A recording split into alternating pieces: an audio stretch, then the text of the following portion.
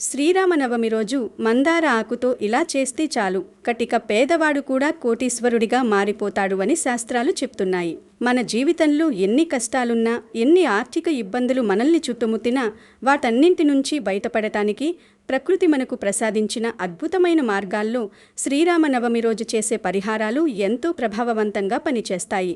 నేటి కాలంలో మనిషిని అత్యధికంగా వేధించే సమస్య ఏదైనా ఉందంటే అది ఖచ్చితంగా ఆర్థిక సమస్యే.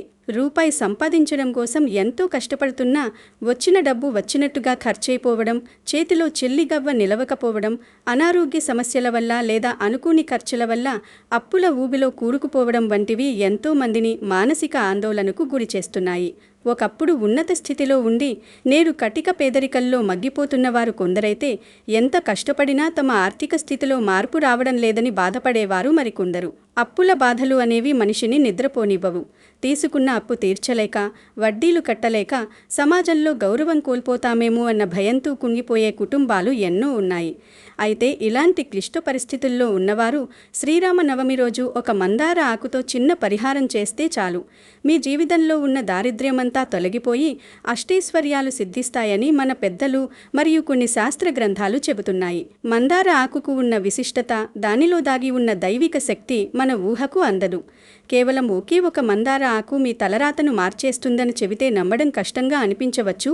కానీ పూర్తి నమ్మకంతో, భక్తితో చేసే ఈ పరిహారం వల్ల కటిక పేదవాడు కూడా కోటీశ్వరుడిగా మారిపోయే మార్గాలు సుగమమవుతాయి. మీ అప్పుల బాధలన్నీ తీరిపోయి లక్ష్మీదేవి కటాక్షం కలగడానికి ఈ శ్రీరామనవమి రోజున మందార ఆకుతో ఏం చేయాలి, ఆ పరిహారం చేసే విధానమేమిటి అనే విషయాలను ఇప్పుడు ఈ వీడియోలో అత్యంత వివరంగా తెలుసుకుందాం. ఫ్రెండ్స్, ఈ వీడియోను ఎక్కడా స్కిప్ చేయకుండా చివరి వరకు చూడండి. అలాగే ఈ వీడియో చూస్తున్నవారు ప్రతి ఒక్కరూ కమెంట్ సెక్షన్లో జై శ్రీరామ్ అని కమెంట్ చేయండి. ఇక వీడియో అసలు విషయంలోకి వెళితే, మన ప్రకృతిలో లభించే ప్రతి మొక్కకు, ప్రతి ఆకుకు ఒక ప్రత్యేకమైన శక్తి ఉంటుంది. అందులోనూ మందార మొక్కకు ఉన్న ప్రాముఖ్యత చాలా గొప్పది. మందార ఆకు కేవలం ఆకు మాత్రమే కాదు, అది సాక్షాత్తు లక్ష్మీ స్వరూపంగా భావించబడుతుంది. మందార చెట్టును ఇంటి ఆవరణలో పెంచుకోవడం వల్ల ఆ ఇంటిపై ఎప్పుడూ దైవ కటాక్షం ఉంటుందని, దుష్టశక్తులు దరిచేరవని చెబుతుంటారు పెద్దలు. మందార ఆకుకు మన మనసులోని కోరికలను నెరవేర్చే అద్భుతమైన శక్తి ఉంది. ముఖ్యంగా ధనాన్ని ఆకర్షించే గుణం మందార ఆకులో పుష్కలంగా ఉంటుంది. మందార పువ్వులు లక్ష్మీదేవికి ఎంత ఇష్టమో మనందరికీ తెలిసిందే. కానీ మందార ఆకు కూడా అంతే శక్తివంతమైనది. ఈ ఆకులో ఉండే పచ్చదనం గ్రహదోషాలను తొలగిస్తుందని, అలాగే దాని ఆకారం మరియు నిర్మాణం విశ్వంలోని ధనాత్మక శక్తిని గ్రహించి మనకు అందించే ఒక యంత్రంలా పనిచేస్తుందని చెబుతుంటారు. మందార ఆకులో ఉన్న తేజస్సు మనలోని ప్రతికూల ఆలోచనలను తొలగించి ఆర్థిక వృద్ధికి అవసరమైన మార్గాలను చూపిస్తుంది. చాలామంది మందార పూలను పూజకు ఉపయోగిస్తారు, కానీ ఆకులను పట్టించుకోరు. అయితే ఈ ఆకులను సరైన పద్ధతిలో పూజిస్తే మీ దారిద్ర్యం పటాపంచమవుతుంది. ఈ ఆకుకున్న ఆకర్షణ శక్తి ఎంతటిదంటే, అది మన చుట్టూ ఉన్న దారిద్ర్య రేఖలను తుడిచివేసి ఐశ్వర్యాన్నిచ్చే రేఖలను ప్రసాదిస్తుంది. ఎక్కడైతే మందార ఆకులతో శాస్త్రోక్తంగా పూజలు జరుగుతాయో అక్కడ లక్ష్మీదేవి స్థిర నివాసం ఏర్పరచుకుంటుంది. మందార ఆకులో ఉండే మూలకాలు గ్రహగతులను కూడా ప్రభావితం చేయగలవని, ముఖ్యంగా శుక్రగ్రహం మరియు గురుగ్రహ అనుగ్రహం కోసం ఈ ఆకులను వినియోగిస్తారని పురాణాల్లో ఉంది. జీవితంలో కష్టాలు పడుతున్నప్పుడు, దారులన్నీ మూసుకుపోయినట్టు అనిపిస్తున్నప్పుడు మందార ఆకును ఆశ్రయిస్తే తప్పకుండా మార్పు వస్తుంది. ఈ ఆకు కేవలం శారీరక ఆరోగ్యాన్ని ఇవ్వడమే కాకుండా ఆర్థిక ఆరోగ్యాన్ని కూడా పటిష్టం చేస్తుంది. మందార ఆకును పట్టుకున్నప్పుడు కలిగే ఆ ప్రశాంతత, ఆ పచ్చదనం మనలో కొత్త ఉత్సాహాన్ని నింపుతాయి. మీ ఇంట్లో ఆర్థిక సమస్యలు తాండవిస్తుంటే, ఇంట్లో ఎప్పుడూ గొడవలు జరుగుతుంటే దానికి కారణం దారిద్ర్య లక్ష్మి ప్రభావం కావచ్చు. ఆ ప్రభావాన్ని తుడిచిపెట్టడానికి మందార ఆకు ఒక ఆయుధంలా పనిచేస్తుంది. ముఖ్యంగా శ్రీరామనవమి వంటి పవిత్రమైన రోజున శ్రీరామచంద్రుని అనుగ్రహం మరియు లక్ష్మీదేవి ఆశీస్సులు కలిసి ఉన్న సమయంలో ఈ ఆకుతో చేసే పరిహారం 1000 రెట్ల ఫలితాన్నిస్తుంది. ఈ ఆకులోని నరాల వంటి నిర్మాణం మన ఇంట్లోని ప్రతికూల శక్తిని బయటకు పంపి సానుకూల శక్తిని లోపలికి రప్పిస్తుంది. మన పూర్వీకులు కూడా మందార ఆకులను కేవలం ఆయుర్వేదంలోనే కాకుండా తాంత్రిక మరియు మంత్రశాస్త్రాల్లో ఐశ్వర్య ప్రాప్తి కోసం వాడేవారు. ఈ ఆకుకు దేన్నైనా గ్రహించే గుణం ఉంటుంది. అందుకే మన కష్టాలను ఆ ఆకుకు చెప్పుకుంటే అది ఆ బాధలన్నింటినీ గ్రహించి మనకు సుఖ సంతోషాలను తిరిగి ఇస్తుంది. ధనాన్ని ఆకర్షించే గుణం మందార ఆకుకు సహజంగానే ఉంటుంది. ప్రకృతిలో ఏ వస్తువైనా దైవ ప్రసాదమే. కానీ కొన్ని వస్తువులకు కొన్ని ప్రత్యేకమైన సమయాల్లో అధిక శక్తి ఉంటుంది. అలాగే శ్రీరామ నవమి నాడు మందార ఆకుకు అత్యధిక శక్తి ఉంటుంది. కాబట్టి ఈ రోజును అస్సలు వదులుకోవద్దు. మందార ఆకును పూజించడం ద్వారా మన జాతకంలోని దోషాలు తొలగిపోయి రాజయోగం పట్టే అవకాశాలు ఉంటాయి. రాజయోగం అంటే కేవలం పేరు ప్రఖ్యాతులు మాత్రమే కాదు, అంతులేని సంపద కూడా. ఆ సంపద మీ సొంతం కావాలంటే మందార ఆకు శక్తిని తక్కువ అంచనా వెయ్యకండి. ఇది సామాన్యమైన ఆకు కాదు, సాక్షాత్తు మీ దారిద్ర్యాన్ని హరించే సంజీవని లాంటిది. మీ ఇంట్లో ఎన్ని ఆర్థిక సమస్యలున్నా, అప్పులు తీరక ఎన్ని ఇబ్బందులు పడుతున్నా వాటన్నింటికీ ఈ మందార ఆకు పరిహారం ఒక శాశ్వత పరిష్కారాన్ని చూపిస్తుంది. శ్రీరామనవమి రోజున మీరు చేయవలసిన ఆ చిన్న పరిహారం ఏమిటో ఇప్పుడు చాలా వివరంగా తెలుసుకుందాం. ఈ పరిహారం చేయడానికి మీరు పెద్దగా ఖర్చు పెట్టాల్సిన అవసరం లేదు. కేవలం మీ ఇంట్లో ఉండే వస్తువులతోనే దీనిని పూర్తి చేయవచ్చు. ముందుగా మీరు చేయవలసిందేమిటంటే శ్రీరామనవమి రోజున ఉదయాన్నే నిద్రలేచి తలస్నానం చేసి శుభ్రమైన బట్టలు ధరించాలి. ఆ తర్వాత మీ ఇంటి దగ్గరలో ఉన్న మందార చెట్టు వద్దకు వెళ్ళాలి. ఇక్కడొక విషయం గుర్తుంచుకోండి. మందార చెట్టుకు ముందుగా నమస్కరించి ఒక మంచి మందారాకును కొయ్యాలి. ఆకు ఎక్కడా చిరిగి ఉండకూడదు, పురుగులు తిన్నట్టుండకూడదు, అలాగే వాడిపోయి ఉండకూడదు. పచ్చగా నిగనిగలాడుతూ చూడగానే ఎంతో కళాత్మకంగా ఉన్న ఒక ఆకును ఎంచుకోండి. ఇలా చెట్టు నుండి ఆకును కోసేటప్పుడు మీ మనసులో మీ కోరికను బలంగా అనుకోండి. ఆ ఆకును ఇంటికి తెచ్చాక దానిని గంగాజలంతో లేదా శుభ్రమైన నీటితో కడిగి ఆరబెట్టండి. ఇప్పుడు మీ ఇంటి పూజా గదిలో దేవుడి ఫోటో ముందు ఈ ఆకును ఉంచండి. ఇప్పుడు ఆ మందారాకుపై 3 కుంకుమ బొట్లు పెట్టాలి. ఈ 3 బొట్లు త్రిమూర్తుల స్వరూపంగా లేదా ముక్కోటి దేవతల సాక్షిగా మీరు పెడుతున్నట్టు భావించండి.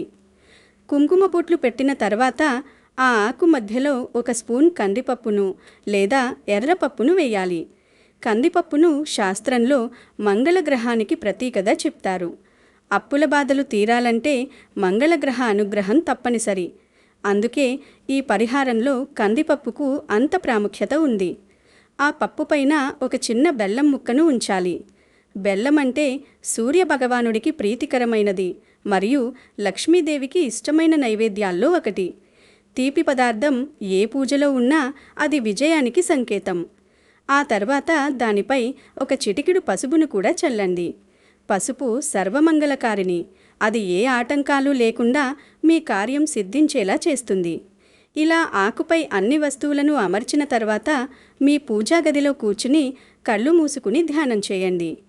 మీ మనసులో ఉన్న కష్టాలను, మిమ్మల్ని పీడిస్తున్న అప్పుల బాధలను, మీ ఆర్థిక ఇబ్బందులను శ్రీరామచంద్రుడికి మరియు లక్ష్మీదేవికి విన్నవించుకోండి.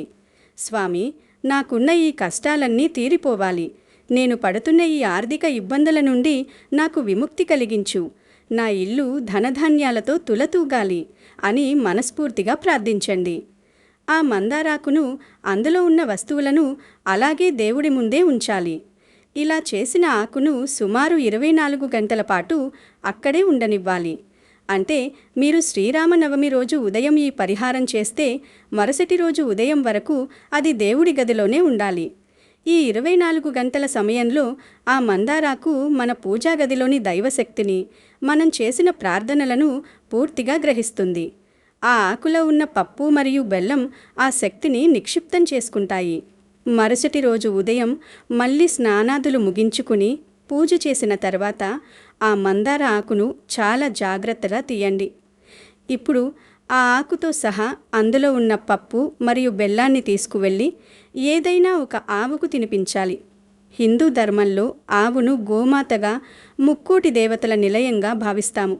ఆవుకు ఈ పవిత్రమైన పరిహార వస్తువులను తినిపించడం వల్ల మీ కష్టాలన్నీ ఆ గోమాత స్వీకరించి మీకు సుఖ సంతోషాలను ప్రసాదిస్తుందని నమ్మకం.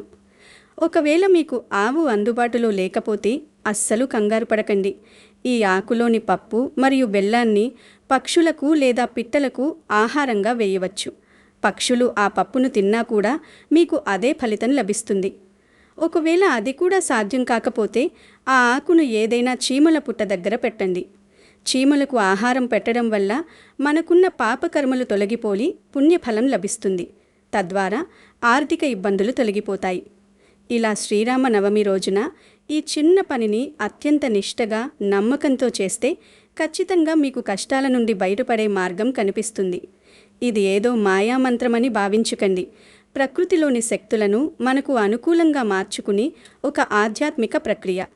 ఈ పరిహారం చేసిన కొద్ది రోజుల్లోనే మీకు రావలసిన బాకీలు వసూలు కావడం కానీ, కొత్త ఆదాయ మార్గాలు కనిపించడం కానీ, లేదా మీ అప్పులు తీరడానికి ఏదో ఒక సహాయం అందడం కానీ జరుగుతుంది. నమ్మకం ఉన్న చోటే దైవం ఉంటుంది. కటిక పేదరికంలో ఉన్నవారు కూడా ఈ పరిహారం చేసి గొప్ప స్థాయికి చేరుకున్న సందర్భాలు ఉన్నాయి. శ్రీరామనవమి వంటి మహాపర్వదినాన మన మనస్సు నిర్మలంగా ఉంచి ఎదుటివారికి హాని తలపెట్టకుండా మన అభివృద్ధిని కోరుకుంటూ చేసే ఏ పనైనా సత్ఫలితాలను ఇస్తుంది. అందుకే ఈ అవకాశాన్ని అస్సలు వదులుకోకండి. మందార ఆకుకున్న ఆ దివ్య శక్తిని నమ్మండి. మీ జీవితంలో చీకట్లు తొలగిపోయి ఐశ్వర్యకాంతులు విరజిమ్ముతాయి. రాముడి భార్య అయిన సీతాదేవి పూర్వజన్మలో ఎవరు, ఆమె ఏ శాపం ఇవ్వటం వలన రావణుడు అంతం అయ్యాడో తెలిపే పురాణ కథలు విందాం. త్రేతాయుగంలో పరమ పవిత్రమైన హిమవత్ పర్వత ప్రాంతంలో ఒక తపోవనం ఉంది. ఆ తపోవనంలో కుల ద్విజుడనే ఋషి వేద మార్గంలో శ్రీహరి ప్రీతి కోసం తపస్సు చేస్తూ ఉన్నాడు. అతడు వేదాధ్యయనం చేస్తున్న సమయంలో వేదమాత అతనికి ఒక పుత్రికను ప్రసాదించింది. అతడు ఆమెకు వేదవతి అని పేరు పెట్టాడు. ఆమె పెరిగి పెద్దదయింది. ఆమె సౌందర్యం చూసి దేవ, గంధర్వ, యక్ష, కిన్నెర, కింపురుషాదులు మోహించారు. ఆమెను వివాహం చేసుకోవాలని భావించారు. వారు కులద్విజునితో ఆ విషయం ప్రస్తావించారు. కానీ అతడు వారి కోరికను సున్నితంగా తిరస్కరించాడు. పితృదేవునికి వేదవతి నిత్యం పాదసేవలు చేసేది. నిత్యం అతడు శ్రీపతి, నీ పతి అవుతాడు అంటూ వేదవతిని దీవించేవాడు. ఇలా ఉండగా దంభుడనే రాక్షసుని దృష్టి వేదవతిపై పడింది. ఆ రాక్షసుడు వేదవతిని పొందాలని నిశ్చయించుకున్నాడు. ఆ విషయమే కులద్విజుడిని కలిశాడు. తనకు వేదవతితో వివాహం జరిపించమన్నాడు. అప్పుడు కులద్విజుడు, దేవదేవుడైన శ్రీకాంతునికే ఆమె జీవితం అంకితమైంది. నీ వంటి రాక్షసుడికి ఆమె భార్య కాదు అని రాక్షసునితో అన్నాడు. ఆ మాటలు విన్న దంభుడు కులద్విజుణ్ణి సంహరించాడు. వేదవతి తండ్రి అకాల మరణానికి చింతించింది. పితృదేవుని సత్సంకల్పం నెరవేర్చాలని నిర్ణయించుకుంది. తండ్రి దీవెన ఫలించాలని భావించుకుంది. శ్రీనివాసుణ్ణి పెళ్లి చేసుకోవాలని నిశ్చయించుకుంది. అందుకోసం తపస్సు చేసింది. మరొక వైపు 4 తలలు ఉన్న బ్రహ్మను మెప్పించి 3 కన్నులు ఉన్న శివుణ్ణి ఒప్పించి రావణుడు వరాలు, విభూతులు పొందాడు. దేవతల రాజైన ఇంద్రుణ్ణి జయించాడు. కుబేరుణ్ణి దోచుకున్నాడు. అతని పుష్పక విమానాన్ని అపహరించి స్వంతం చేసుకున్నాడు. లంకాధిపతి నిరంతరం పుష్పక విమానంలో ఆకాశ సంచారం చేస్తూ విహారయాత్రల్లో మునులకు తపోభంగం, బలవంతులకు ప్రాణభంగం, పతివ్రతలకు మానభంగం చేస్తూ వినోదించేవాడు. ఇలా రాక్షస వినోదం అనుభవిస్తున్న రావణుని దృష్టి తీవ్రంగా తపస్సు చేస్తున్న మహా సౌందర్యవతి అయిన వేదవతి మీద పడింది. వెంటనే రావణుని పుష్పక విమానం వేదవతి ఆశ్రమంలో నిలిచింది. అప్పుడు అతను వేదవతి దగ్గరకు వెళ్ళి, సుందరి, ఇది నిర్జన పర్వత ప్రాంతం. నా వంటి వారిని అనుగ్రహించవలసిన సౌందర్య దేవతవు నీవు ఏ దేవత అనుగ్రహం కోసం తపస్సు చేస్తూ ఉన్నావు? నీవు కుమారివా, శ్రీమతివా? నీ తల్లిదండ్రులెవరు? నీ చరిత్ర ఏంటి? అంటూ ప్రశ్నల వర్షం కురిపించాడు. అప్పుడు వేదవతి, నేను ఒంటరి కన్యను. నా తండ్రి కులధ్వజుడు. నా పితృదేవుని వేదగానంలో జన్మించాను. నా పేరు వేదవతి. తండ్రి నన్ను శ్రీనివాసునికి భార్యను కమ్మని దీవించాడు. ఆ శ్రీపతిని భర్తగా పొందాలని తపస్సు చేస్తూ ఉన్నాను అని సమాధానం ఇచ్చింది. దానికి రావణుడు, అయితే దయచూపని శ్రీపతి కోసం, శ్రీపతిని భర్తగా పొందటం కోసం నీవు తపస్సు చేయటం వ్యర్థం, అవివేకం. నిన్ను గాఢంగా ప్రేమించే ఈ లంకాధిపతిని ఆ శ్రీపతిగా భావించి నీ పతిగా స్వీకరించటం నీకు సర్వదా శ్రేయస్కరం. అదే వివేకవంతమైన నిర్ణయం అన్నాడు. ఆ మాటలు విన్న వేదవతికి కోపం వచ్చింది. నీవు శ్రీహరిని నిందించటం నేను సహించను. శ్రీపతి లోకాధిపతి, నీవు కేవలం లంకాధిపతివి. శ్రీనివాసుని పవిత్రమైన నామాన్ని స్మరించడానికి నీవు అనర్హుడవు. నీవు వచ్చిన దారినే వెళ్ళటం నీవు చేయవలసిన పని. తక్షణం నీవు వెళ్ళిపోవలసిందిగా హెచ్చరిస్తున్నాను అంటూ వేదవతి రావణుని మందలించింది. అవమాన భారంతో ప్రతీకారం తీర్చుకోవడానికై రావణుడు తన ఎడమ చేతితో వేదవతి శిరోజాలను పట్టుకున్నాడు. ఆమె శ్రీనివాసుని స్మరించుకుని తన కుడి చేతిని కత్తిగా మార్చుకుని రావణుడు బిగబట్టిన తన తల వెంట్రుకలను ఖండించింది. వేదవతిని పరాభవించే ప్రయత్నంలో రావణుడే పరాభవితుడయ్యాడు. తాను పొందిన అవమానాన్ని భరించలేక రావణుడు కోపోద్రిక్తుడయ్యాడు. ఆవేశంతో వేదవతిని బలవంతం చేయడానికి పూనుకున్నాడు. ఆ ప్రయత్నంలో ముందుకు వెళ్ళగా ఆమె తన తపోమహిమతో రావణుణ్ణి నిరోధించడానికి అగ్నిని జ్వలింపజేసింది. అతడు వజ్రాయుధంతో మంటలను చల్లారుస్తూ ఆమెను సమీపించాడు. నేను అబలను, నాకు తపోభంగం కలిగించావు. నన్ను మానభంగానికి గురి చేయాలని చూస్తూ ఉన్నావు. నా వంటి అబల మూలంగానే మహాబలవంతుడవైన నీకు ప్రాణభయం కలుగుతుంది. ఇది తథ్యం అని వేదవతి కఠినంగా రావణుణ్ణి శపించి తాను సృష్టించుకున్న అగ్నిలో ప్రవేశించి అదృశ్యమైపోయింది. ఆ వేదవతే తర్వాత జన్మలో సీతగా జన్మించి రావణుడి సంహారానికి కారణమయ్యింది.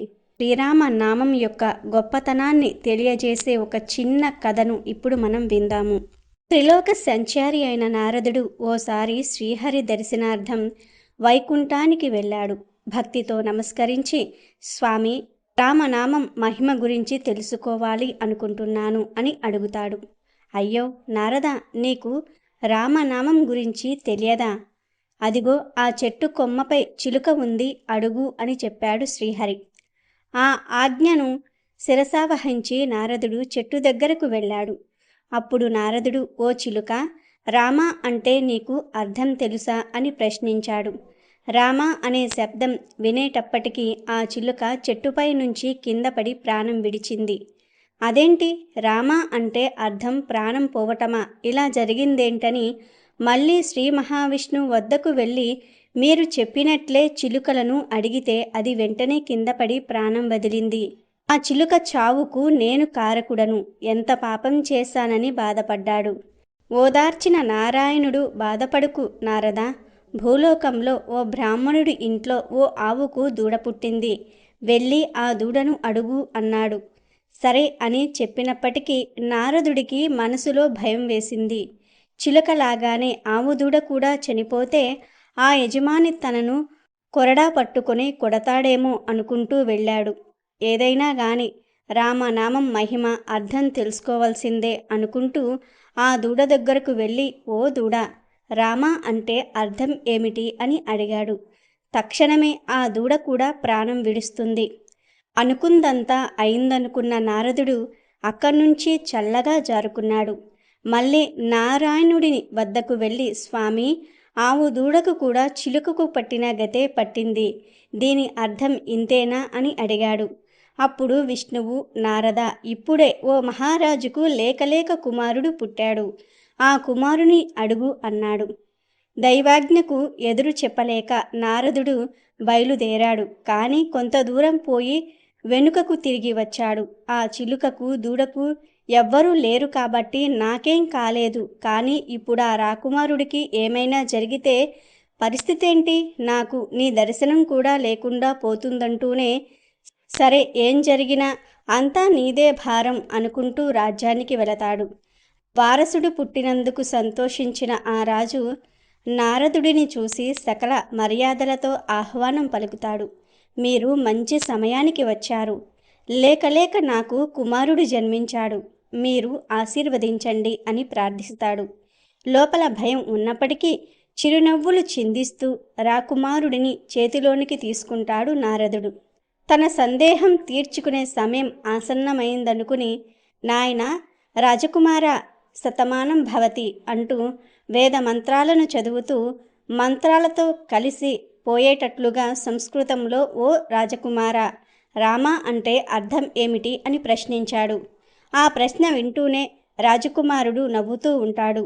అమ్మయ్య, బతికిపోయాను, రాకుమారుడికి ఏం కాలేదని అనుకుంటూ ఉంటాడు నారదుడు. అప్పుడు ఆ చిన్నారి ఇలా చెప్తాడు: బ్రహ్మ మానసపుత్ర, సర్వం తెలిసిన మీకు రామనామం అర్థం మహిమ తెలియదా?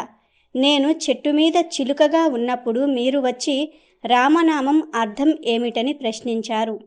ఒకసారి రామనామం వినేసరికి నా జన్మ సార్థకమయ్యింది. వెంటనే దేహాన్ని విసర్జించి ఒక బ్రాహ్మణుని ఇంట ఆవుదూడనై పుట్టాను. మీరు అక్కడికి కూడా వచ్చి అదే ప్రశ్న వేశారు. రెండవసారి రామనామం విని ఆ జన్మను కూడా విసర్జించి ఇప్పుడు రాజకుమారుడిగా పుట్టాను అన్నాడు.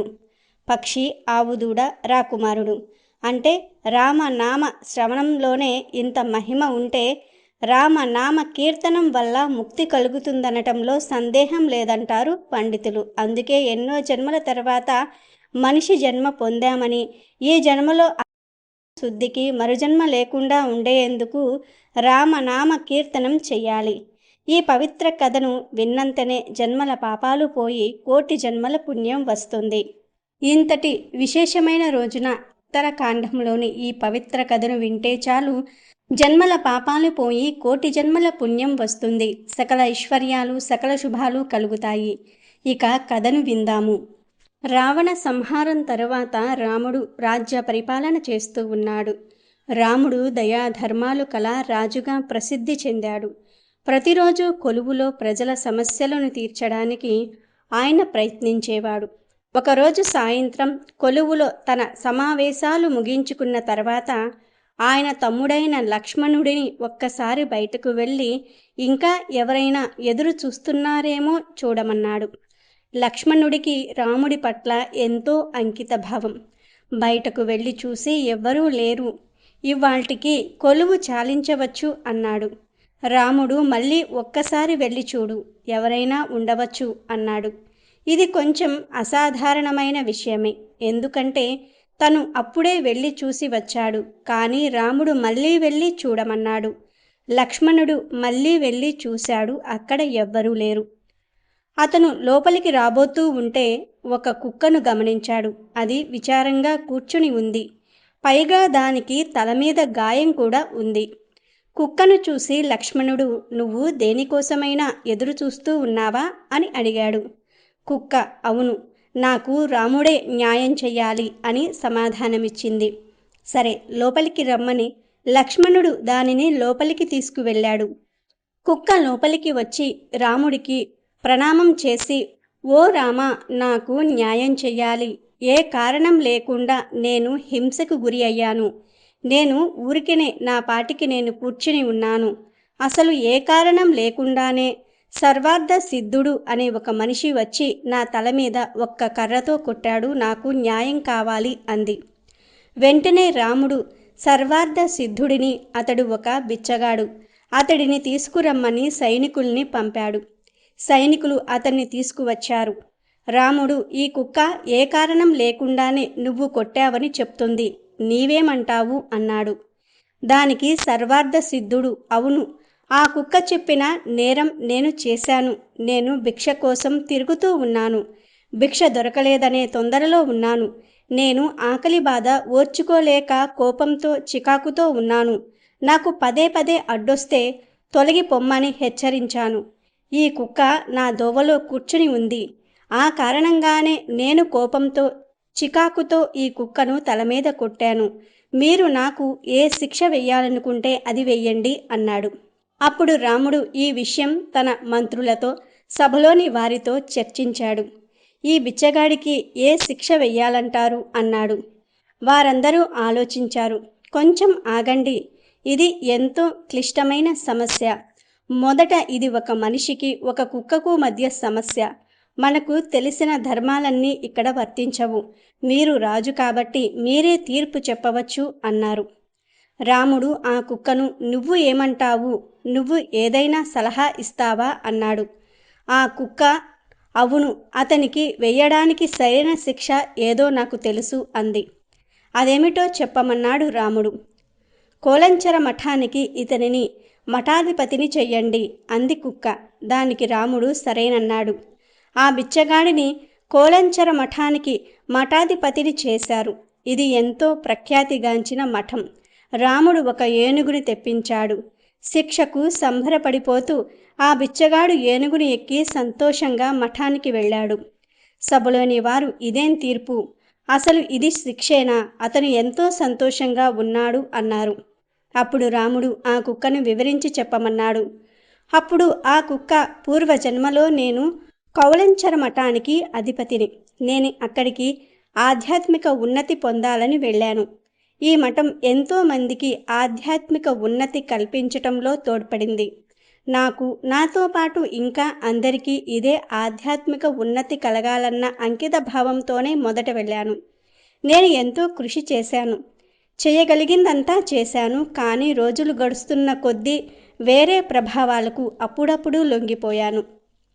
చాలా వరకు నేను ఎంతో స్థిరంగానే నిలబడ్డాను, కానీ అప్పుడప్పుడు నేను లొంగిపోయాను.